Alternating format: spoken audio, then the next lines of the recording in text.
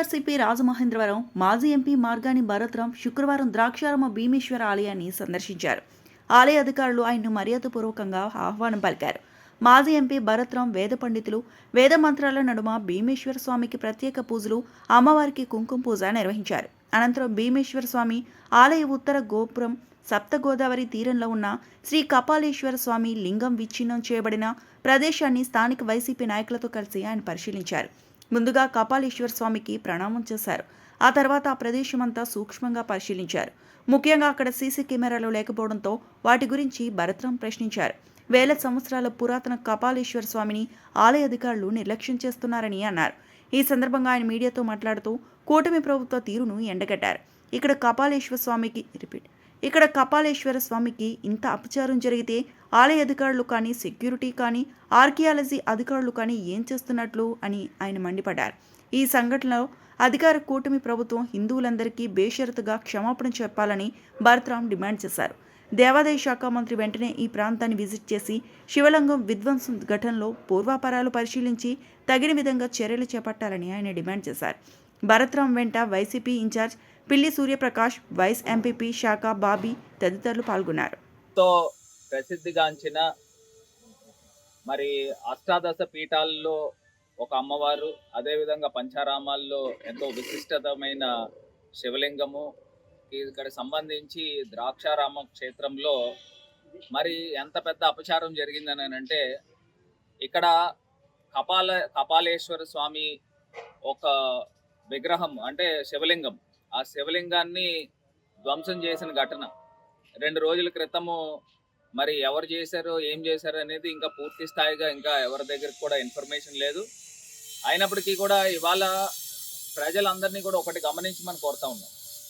ఇవాళ ఈ కూటమి ప్రభుత్వం వచ్చిన తర్వాత ఈ దేవాలయాల పైన హిందువుల యొక్క మనోభావాల పైన ఏ రకంగా దెబ్బతీసే విధంగా ఈ కూటమి ప్రభుత్వం చేస్తూ ఉన్నారనేది ఒకసారి గమనించమని కోరుతా ఉన్నాం. ఎందుచేతనంటే ఇక్కడ కపాలేశ్వరుడు స్వామి అంటే ఎన్నో వేల సంవత్సరాల చరిత్ర ఉంది.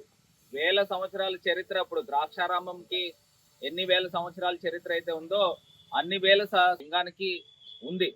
మరి అన్ని వేల సంవత్సరాల చరిత్ర కలిగిన ఈ లింగాన్ని ధ్వంసం చేసిన ఘటన మరి ఈ యొక్క ఆర్కియాలజీ డిపార్ట్మెంట్ కంట్రోల్లో ఉంటుంది, అంటే గవర్నమెంట్ ఆఫ్ ఇండియా కంట్రోల్లో ఉంటుంది. హిందువులకి టార్చ్ బేరర్ లేకపోతే ఛాంపియన్స్ అని చెప్పుకుంటున్న బీజేపీ వారు ఇందులో ఎందుకు ఇంటర్వ్యూన్ కావట్లేదు? ఎందుకంటే వేల సంవత్సరాల చరిత్ర ఉంది ఈ యొక్క శివలింగానికి. ఏదో నిన్నో మొన్నో ప్రతిష్ఠించింది కూడా కాదు. మరి ఎప్పుడో దేవతామూర్తులు పూర్వకాలంలో ప్రతిష్ఠించారనేది ఎప్పటి నుంచో చెప్తా ఉన్నారు. మరి అలాంటి లింగానికి ఇక్కడ అపచారం జరిగినప్పుడు ఇప్పుడు గవర్నమెంట్ ఏం చేస్తూ ఉంది, ఎవరిపైన చర్యలు తీసుకుంది? గతంలో శ్రీకాకుళంలో శ్రీరామపాద క్షేత్రంలో అక్కడ శివలింగాన్ని ఎవరో ధ్వంసం చేశారని ఈ తెలుగుదేశం పార్టీ ఎంత రాజకీయం చేశారండి అప్పుడు. అంటే మేము ఇప్పుడు రాజకీయాలు చేస్తున్నామని మేము మాట్లాడట్లా, కాకపోతే ఒకసారి గుర్తుకు చేస్తున్నాను ఎంత రాజకీయాలు చేశారు. అంతర్వేదిలో అక్కడ రథ ధ్వంసం జరిగింది, దాన్ని రాజకీయం చేశారు. ఇవాళ మేము చెప్పాలనుకున్న అంశం ఏంట్రా అని అంటే, అప్పుడు అంత రాజకీయం చేసిన తర్వాత అప్పుడున్న వైఎస్ఆర్ కాంగ్రెస్ పార్టీ ప్రభుత్వము ఏం చేశారంటే పూర్తి స్థాయిగా వేద పండితులను అందరినీ కూడా తీసుకుని వచ్చి సంప్రోక్షణ చేసి మొత్తం ఆ టెంపుల్ యొక్క ప్రక్షాళన మొత్తం అంతా పూర్తి స్థాయిగా సంప్రోక్షణ చేసి మళ్ళీ వేద పండితులను అందరినీ కూడా తీసుకుని వచ్చి మొత్తం అక్కడ అప్పుడు శివలింగం ప్రతిష్ఠ జరిగింది. మరి ఇవాళ ఏం చేస్తూ ఉన్నారు? ఎవరో దుండగులు వచ్చి ఇది ధ్వంసం చేశారు.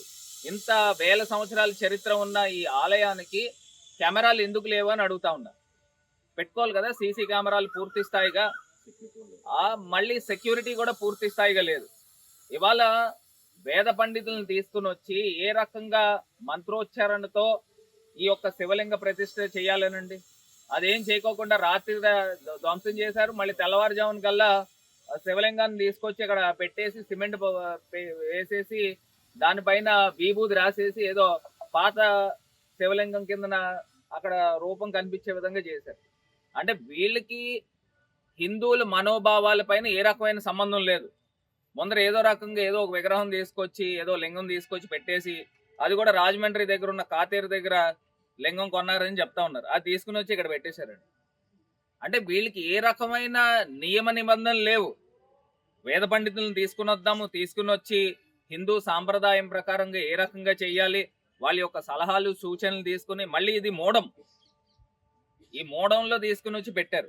అంటే వేల సంవత్సరాల చరిత్ర కలిగిన ఈ శివలింగము ధ్వంసం చేసిన దానికి మరి ఏ రకమైన నియమ నిబంధనలు పాటించాలో కూడా తెలియకోకుండా మరి ఇక్కడ ఆలయ సిబ్బంది చేశారా లేకపోతే ఈ ప్రభుత్వం చేశారా, దీనికి పూర్తి స్థాయిగా నివేదిక రావాలి. ఆర్కియాలజీ డిపార్ట్మెంట్ కూడా ఏం చేస్తా ఉన్నారు, ఒక చిన్న ఇటుక ముక్క కదపాలనంటే ఆర్కియాలజీ ఒక పర్మిషన్ కావాలా?